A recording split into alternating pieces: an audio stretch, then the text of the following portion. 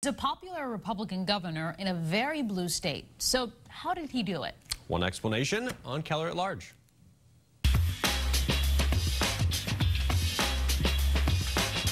Good morning. You know, it's been our custom over the years after a gubernatorial election to have on one or more of the key strategists for that successful candidate to lift back the curtain a little bit, talk a little bit about what happened, and maybe speculate a little bit about what might be happening going forward. And we continue that tradition this morning with our guest, Will Kaiser, a former aide to the late Senator Ted Kennedy and a top strategist for the 2014 and 2018 campaigns of Governor Charlie Baker through his company Kaiser Strategies.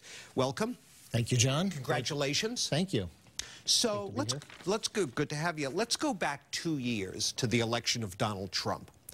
As the depth of his unpopularity in Massachusetts became clear, and it didn't take long, surely you anticipated that local Democrats would try to hang him around Charlie Baker's neck in the 2018 election.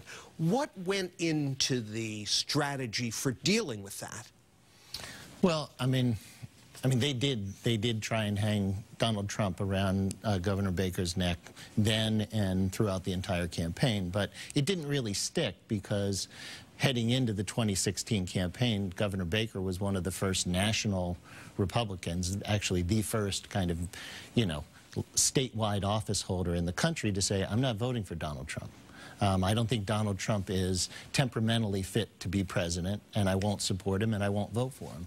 And so voters, you know, probably we saw very early on in our data that, you know, voters actually in Massachusetts knew that. Like the overwhelming majority of voters in Massachusetts were quite well aware that Governor Baker had not supported Trump and had been critical of him. And so while there was a concern, we certainly felt like we started with a good foundation. Were there ever any qualms about that? Because immediately after he was elected, I'm sure you recall, there were a stream of Democrats trooping up to Trump Tower, the mayor of Washington, other political figures saying, look, this guy's going to be the president. Federal funding's crucial to my city, my state. I better get in there.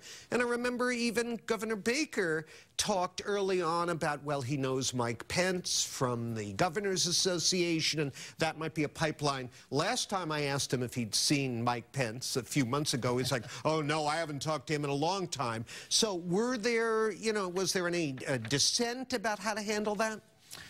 Not really. I mean, I think the governor's approach to President Trump has been to, you know, substantively disagree with him when the interests of what the federal government is doing is going to get in the way and harm Massachusetts. You know, he did that with the Affordable Care Act. He did it with the Paris Accords. He did it on a number of times with immigration issues. He spoke up against aspects of the tax plan. And so, you know, but he wasn't a hot dog, and he didn't get into name-calling. And when the president asked him to serve on the Opioid Commission, National Opioid Commission, he said yes. And so you have to, as the leader of the state, you have to have some relationships with folks in Washington because we get a lot of federal money.